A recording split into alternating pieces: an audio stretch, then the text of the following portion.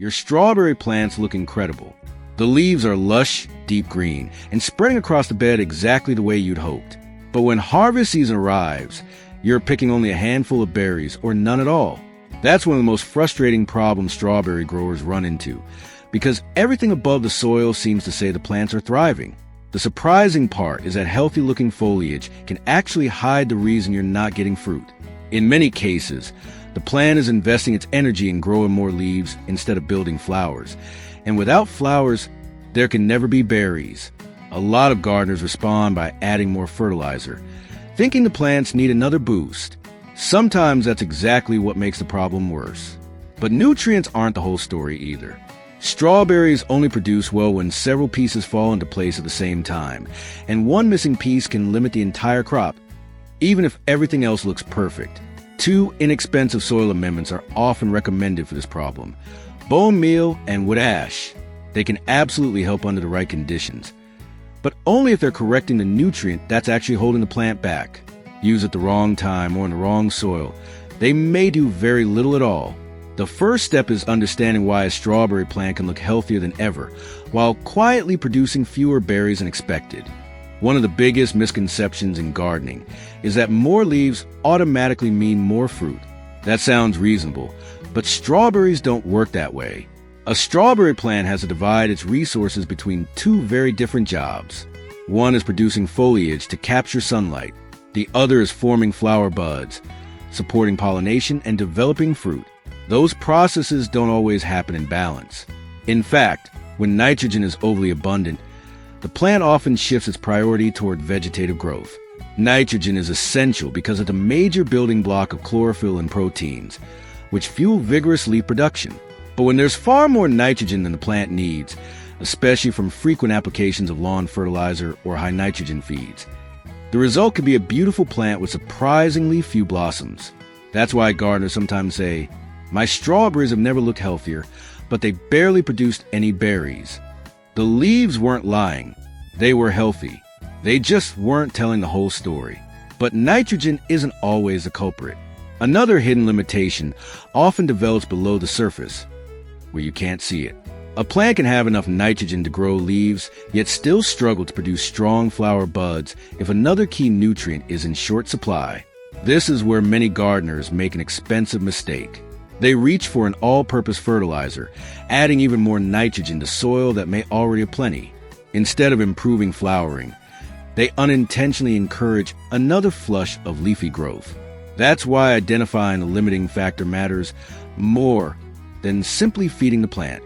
And one nutrient plays an especially important role during the stage when strawberries begin preparing to bloom, a role that's very different from nitrogen, and one that explains why bone meal has earned its reputation in so many gardens. That nutrient is phosphorus, and its job goes far beyond simply helping roots grow. Inside the plant, phosphorus is involved in energy transfer. Every time a strawberry plant builds new cells, initiates flower buds, or develops young fruit, it relies on phosphorus to move and store the energy needed for those processes. If phosphorus is limited, the plant may still produce leaves, but flowering and fruit set can become weaker than expected. That's why bone meal is often recommended. But it's important to understand what it actually does. Bone meal is a natural, slow-release source of phosphorus. Unlike a quick-dissolving fertilizer, it doesn't become available overnight. Soil microorganisms gradually break it down, releasing phosphorus over time. That slow release makes it better suited for building long-term soil fertility than for fixing an immediate problem in the middle of the season. Timing is one of the biggest reasons gardeners see different results. Bone meal is most useful when mixed into the soil before planting or lightly worked into the soil around established plants in late winter or early spring, before vigorous growth and flower production begin. Applying it after the berries have already formed is much less likely to influence that season's harvest. Just as important is using the right amount. A light application, typically around 1 to 2 tablespoons per plant, or according to product label, is usually sufficient for home gardens. More is not better. Excess phosphorus can accumulate in the soil, interfere with the uptake of micronutrients, such as iron and zinc, and eventually create nutrient imbalances rather than solving them. And here's the part that's often overlooked. Bone meal only helps if phosphorus is actually the limiting factor. If your soil already contains adequate phosphorus, adding more won't suddenly increase berry production. That's why experienced gardeners treat it as a targeted amendment, not a universal cure. Phosphorus helps a strawberry plant prepare for flowering. But once flowers are pollinated and tiny green berries begin to form, another nutrient becomes increasingly important: potassium. Potassium doesn't build flowers the way phosphorus does. Instead, it acts more like a regulator inside the plant. It helps move water and sugars through plant tissues, supports enzyme activity, and improves the transport of carbohydrates from the leaves into developing fruit. When potassium is adequate, strawberries are generally better able to size up and develop the sweetness and firmness gardeners expect. That's why wood ash has been used in gardens for generations. Hardwood ash contains a useful amount of potassium, along with smaller amount of calcium and other minerals. But there's an important catch that often gets left out. Wood ash is alkaline. Every application gradually raises soil pH. Strawberries perform best in slightly acidic soil, typically around a pH of 5.5 to 6.8. If your soil is already neutral or alkaline, adding wood ash can push the pH even higher. As that happens, nutrients such as iron and manganese become less available, even if they're present in the soil. The result can be pale, yellowing leaves and reduced plant vigor, the exact opposite of what you're trying to achieve. That's why wood ash should only be considered if your soil is genuinely acidic and could benefit from a modest increase in pH. A simple soil test is the best way to know. When it is appropriate, a thin, even sprinkling around the root zone, never piled against the crown, and gently watered in is usually all that's needed. Heavy applications don't provide extra benefits. They simply raise the pH faster and increase the risk of nutrient imbalance. So while wood ash can be a valuable source of potassium, its real benefit depends just as much on your soil's chemistry as it does on the nutrients inside the ash itself. Even if your soil has the right balance of phosphorus and potassium, strawberries still won't produce well if another essential requirement is missing. And these are often the reasons gardeners overlook. Start with sunlight. Strawberries need at least 6 to 8 hours of direct sun each day to produce enough energy for abundant flowering and fruit development. A plant growing in partial shade may survive just fine, even produce lots of leaves, but often won't have the energy reserves to support a heavy crop. Then there's pollination. Every strawberry flower contains many tiny ovaries, and each one must be pollinated to develop a full, well-shaped berry. Cool, rainy weather during bloom, or a lack of bees and other pollinators can lead to fewer berries or fruit that's small and misshapen. No soil amendment can compensate for poor pollination. Another common issue is overcrowding. Strawberry plants naturally produce runners, and if those runners are allowed to fill every available space, the bed becomes dense. Airflow decreases. Leaves compete for light, and individual plants have fewer resources to devote to fruit production. In many cases, thinning runners improves the next harvest more than adding fertilizer.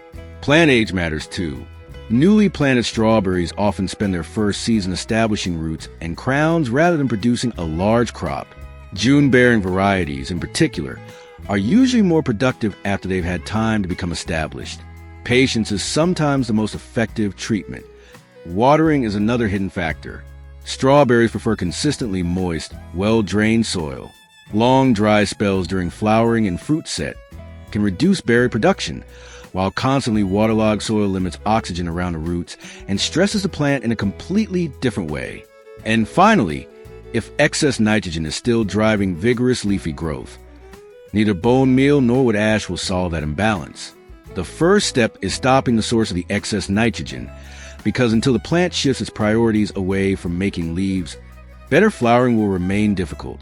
If your strawberry plants are producing plenty of leaves, but very few berries, resist the urge to reach for the nearest fertilizer. The healthiest looking plants aren't always the most productive, and successful strawberry growing is usually about balance rather than adding more nutrients. Start by looking at the basics. Are your plants getting a full day of sunlight? Is the soil draining well while staying consistently moist? Are flowers being visited by pollinators? Are the plants mature enough to produce a full crop and have runners overcrowded the bed? Once those fundamentals are in place, think about soil nutrition. If your soil is low in phosphorus, Bone meal can be a useful slow-release amendment that supports root health and flower development over time. If a soil test shows your soil is acidic and could benefit from additional potassium, a modest application with ash may help support fruit development while gently adjusting soil pH. The key is matching the amendment to the actual limitation. That's the approach experienced gardeners rely on, not because it's complicated, but because plants respond to conditions they're growing in, not to wishful thinking. A simple soil test every few years can tell you far more than guesswork ever will, helping you add only what your strawberries truly need and avoid creating new imbalances. With the right growing conditions and thoughtful nutrient management, healthy foliage and a generous harvest can go hand in hand. If you found this explanation helpful, consider giving the video a like and subscribing for more research-based gardening guides. And if you've solved this problem in your own garden, share what worked in the comments. Your experience to help another gardener enjoy a much better strawberry harvest next season.